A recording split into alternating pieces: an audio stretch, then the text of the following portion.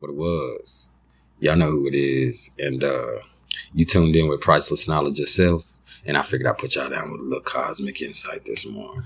And say, man, it's Tuesday and we back on track. So that means we're going to knock out this Mercury series today.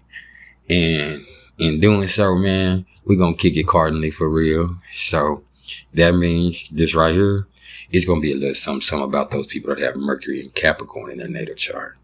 Yeah, it is. And that's not to get confused with people like myself who have Mercury in the 10th house of their natal chart, which is similar, but not the same thing. And we'll address that. As a matter of fact, we already addressed Mercury in the 10th house, which y'all can go review. But anyway, moving on. Before I get to the people that have Mercury and Capricorn in the natal chart, as I do every time, I'm going to bring y'all a little bit about Mercury in astrology, and I also give a quick breakdown about the sign of Capricorn in astrology. So with that being said, let's get going. Mercury is the closest celestial body in relation to the sun in the whole entire solar system. Matter of fact, it's never more than 28 degrees away from the sun, and it only takes 88 days to go through its whole entire orbit. It's named after the winged messenger of the gods, which in Greek mythology is Hermes, and in Roman mythology is Mercury. It rules over communication, intellect, logic, cognitive awareness, and reasoning. Yeah. And when somebody refers to something that's having a mercurial nature, as I've told y'all 1,000 times, what comes to mind for me is restlessness, motion, and like frictious energy. That's because Mercury moves quickly and things happen pretty fast here. It's all about quick wit, quick thinking, possibilities, opinions, reasoning, and the ability to rationalize shit. Mercurial energy, it can be both good and bad, but either way, it's going to be energizing and even enlightening if you allow it to be. This planet pretty much prompts us to move on from thing to thing and find answers to shit on both the physical and a psychological level. Mercury rules the 3rd and the 6th house of the zodiac chart, as well as the signs of Gemini and Virgo. It's all about short trips, siblings, speaking, writing, books, online communication, transportation in general, and learning. Yeah. It's neither masculine or feminine energetically. It kind of just assumes the gender role of the sign that it's in. So, there's some news you can use about that. And so, what is the sign of Capricorn? Capricorn is the 10th sign of the zodiac. It rules the 10th house. It's ruled by the planet Saturn, and it rules over the knees. Its symbol is the goat, and its mantra is I use. This is cardinal earth, y'all, and big time daddy energy, man. And Capricorn, first and foremost, is about hard work, getting to the top of the mountain, and being the motherfucking best. This is the absolute most ambitious and determined energy that there is, y'all. And whatever it wants, it's gonna get there. But it's also very much about taking the necessary steps to get there. Capricorn is traditional, and it's also strictly business and never personal. And wherever it shows up in the chart, Capricorn energy is extremely practical and pragmatic and can definitely come across as cold and calculated, and also superbly stubborn. But with Capricorn, after all that work, the victory sure do smell sweet. Like I explain every time, when you fucking with the goat, man, yeah, when you look at them up there, it may seem like it's lonely at the mountaintop, but to them, the view is so fucking beautiful, man. You got to understand it. This is greatness personified in a way. And so, what happens when you're born with Mercury in Capricorn in your natal chart?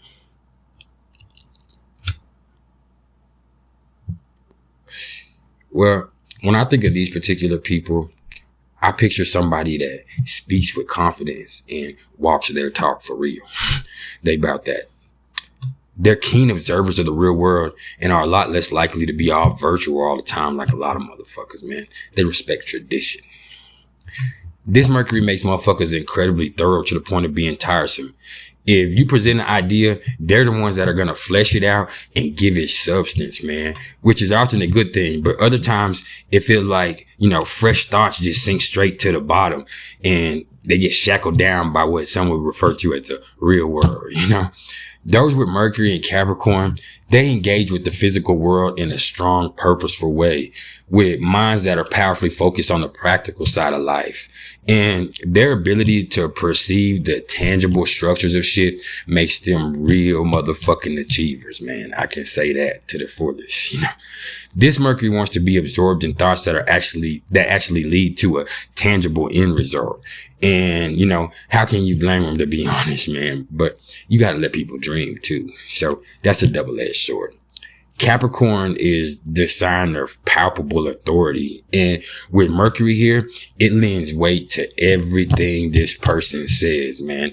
And only after carefully considering an issue do these folks put forth an opinion. And when they do, I would say like some have this, you know, real deep resonant voice like James Earl Jones, who, you know, speak with this worldly authority and timeless wisdom, man. So much so that some with this placement, they really do use their communication to throw their weight around and intimidate motherfuckers if they're able to, which is interesting.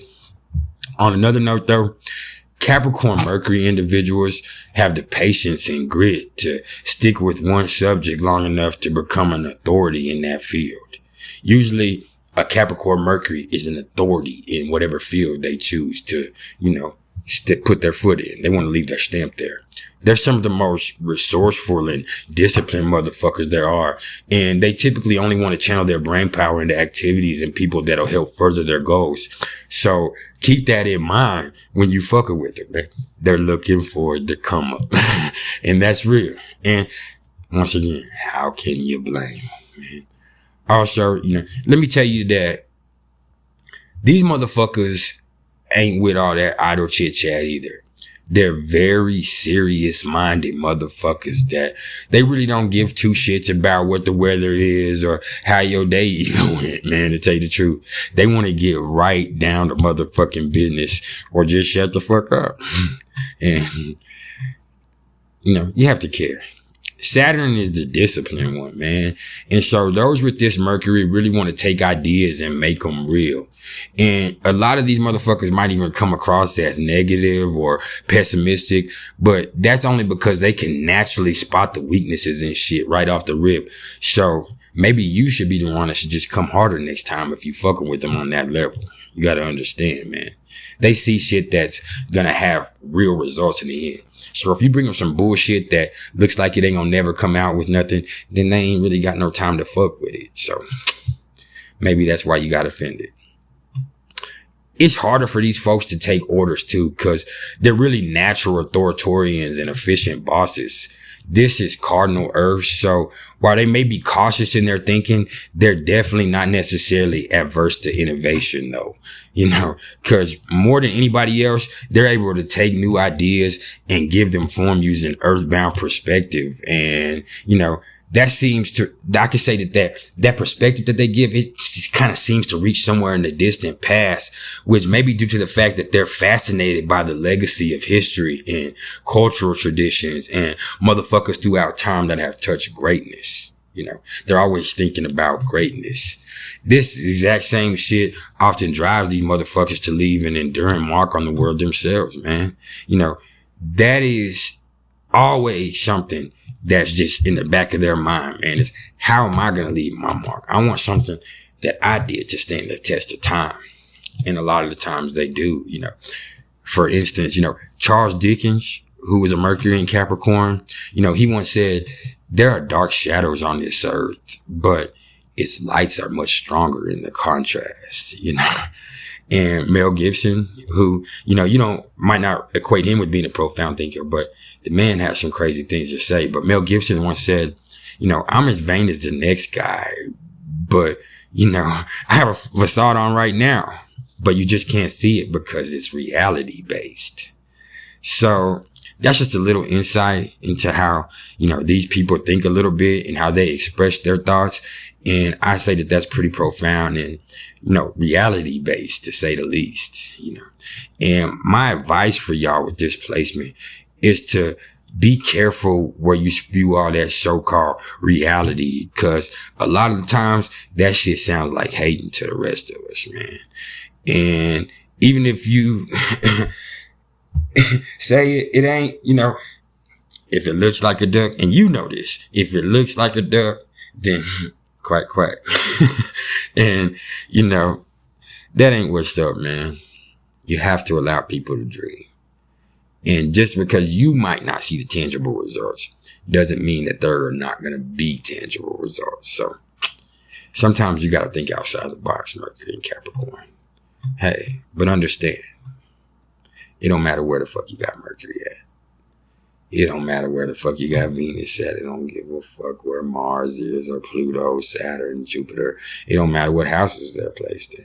You'll be all right, because just because you built like that don't mean you have to build like that. And I've been working on that myself. Okay? There's been some priceless knowledge of self. If y'all fucking with me, man, please like, share, and subscribe. Please hit that like button if you fuck with me in the least bit, so I can get out there and help somebody else. If you're interested in the astrological readings whatsoever, you can either hit me up in the comments below or email me at mr.turner1300@gmail.com. And when I say astrological readings, that means in Western or Vedic. And, you know, that means there are all kinds of readings, which I'm not going to list right now. But also I do numerology readings, which if you want to know about past life and karmic experience, man, I please advise you to take a look into it, man. It's pretty insightful and it's pretty enlightening. Hey, man, until I come back in a little bit, when I give y'all a little something about those people that have Mercury and Cancer in their natal chart, y'all keep it real, man, because that's all the fuck I know how to do.